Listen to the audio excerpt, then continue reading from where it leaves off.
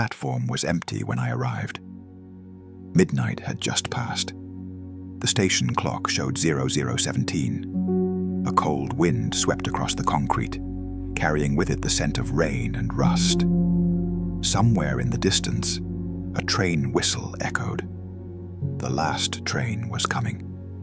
I stood alone under the flickering fluorescent lights. The platform was silent, except for the occasional drip of water from a leaking pipe overhead.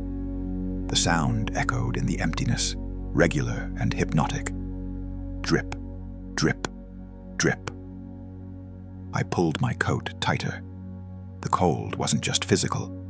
It was the kind that settles into your bones when you're alone in a place that feels abandoned by time. This station, with its peeling paint and cracked tiles, seemed like a relic from another era. Perhaps it was, but I haven't told you why I was there yet. The ground began to vibrate. Faintly at first, then stronger. The rails started to hum, a low metallic song. In the darkness beyond the platform, 2 yellow lights appeared, growing brighter as they approached. The train emerged from the tunnel like a mechanical ghost, its headlights cutting through the fog. It slowed as it reached the platform. The brakes hissed, releasing steam into the cold night air. The doors opened with a pneumatic sigh. Inside, the carriage was dimly lit, almost empty. Only a few scattered passengers sat in the flickering light, motionless like shadows. I stepped aboard. The interior smelled of old leather and something else, something I couldn't quite place. Memory, perhaps. The seats were worn, their fabric faded from countless journeys. I chose a seat by the window and sat down. The train lurched forward, slowly at first, then picking up speed. Through the window, the station slipped away into darkness. The city lights began to blur past, yellow and orange streaks against the black. Inside, the carriage rocked gently, a soothing rhythm. The fluorescent lights buzzed softly overhead. I was the only new passenger.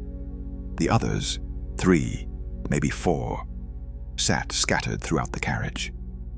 An elderly woman near the front, her head tilted against the window, asleep or lost in thought. A young man in a dark coat, staring at his hands. Another figure at the back, shrouded in shadow. None of them looked up when I entered. The train began to slow. Through the window, another platform appeared, bathed in dim yellow light. The sign was old, the letters half-faded. Riverside Station. The doors opened, cold air rushed in.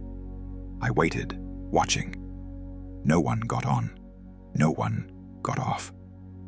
The platform stood empty, a ghost of a place that once bustled with life.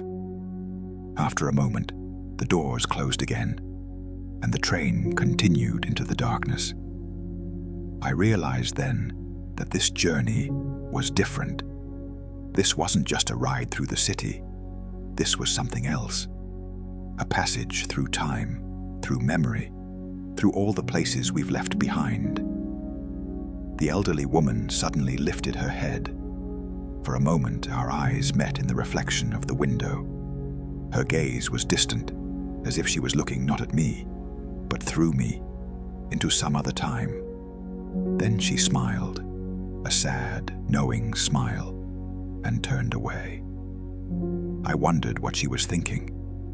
What memories rode with her on this train? What stations had she passed through in her life? What journeys had brought her here, to this moment, on the last train of the night? Can you feel the weight of unspoken stories around you? The train slowed again. Oakwood Station, the sign read. This time, something stirred in my memory. I knew this place. Years ago, I had stood on that very platform. I was younger then, full of hope and dreams.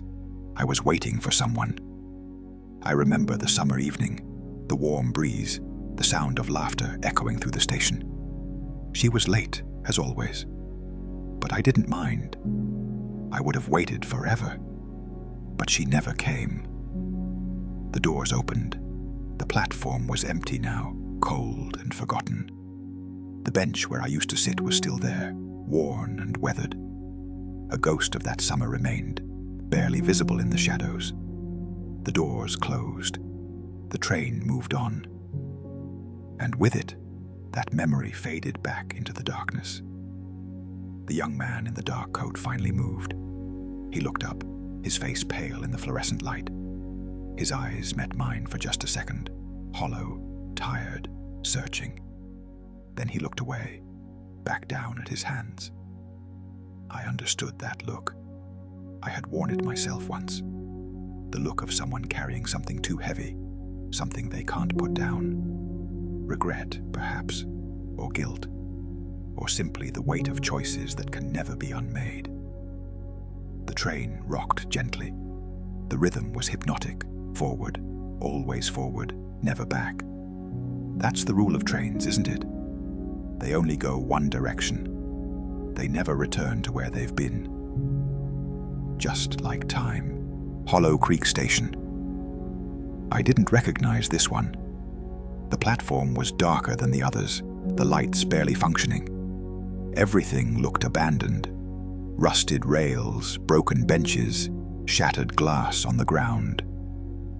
This was a station time had truly forgotten. Yet the train stopped here. The doors opened, and from the darkness beyond the platform, a figure emerged. An old man, hunched and slow, carrying a worn suitcase. He shuffled toward the train, each step labored. When he reached the doors, he paused, looking up at the carriage as if uncertain whether to board. Then he stepped inside. He didn't look at any of us. He simply found a seat near the back and sat down, clutching his suitcase to his chest. His face was weathered, lined with years of stories untold. He stared straight ahead, seeing nothing and everything. The doors closed. The train continued. We were deep in the darkness now. No city lights outside, no stations in sight. Just the endless tunnel, stretching forward into nothing.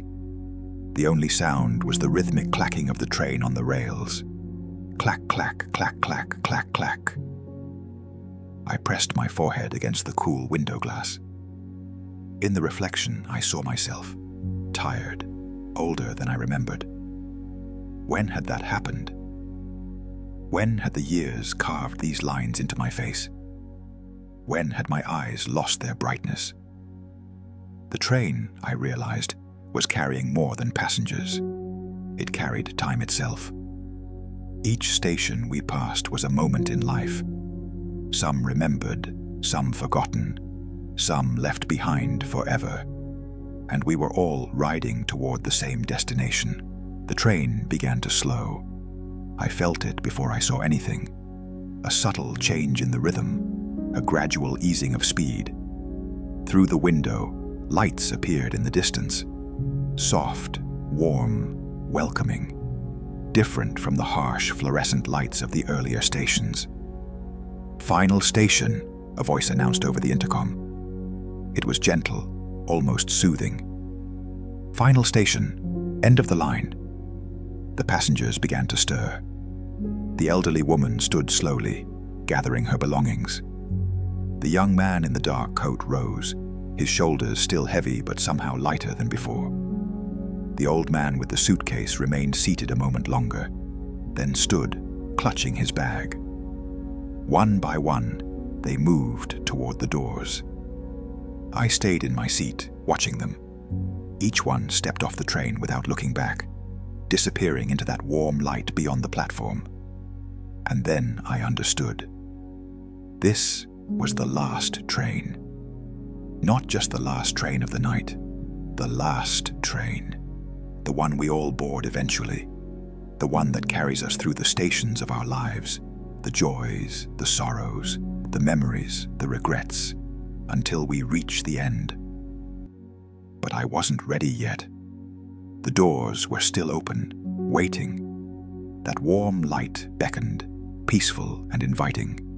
Part of me wanted to stand, to join the others, to step into that light and let go of everything. But not yet. I pressed the button. The doors closed. The train remained still for a moment, as if surprised by my choice. Then, slowly, it began to move backward, back through the tunnel, back through the darkness. This journey wasn't over. There were still stations to visit, memories to revisit, moments to understand. The last train would return for me eventually, but tonight I would ride back through the darkness, back through time, back to where I needed to be. The train moved through the darkness, backward through time. The stations appeared again, one by one, briefly illuminated before fading back into shadow. Hollow Creek, Oakwood, Riverside, each one a memory, each one a moment. And as the train rocked gently through the night, I felt myself drifting. The rhythm of the rails became a lullaby. The darkness became soft, comforting. My eyes grew heavy. Outside the window, the world blurred into streaks of light and shadow. Inside, everything was warm and quiet. The last train will come for all of us someday. But until then, we ride through the night, through our memories, through our dreams, and in the gentle rocking of the carriage, we find peace. Close your eyes now. Feel the rhythm of the train, forward and back, forward and back. Let it carry you into sleep, into dreams, into the quiet stations of your own memories. The last train is waiting. But not tonight. Tonight, you simply ride, peaceful, safe, drifting through the darkness. Good night.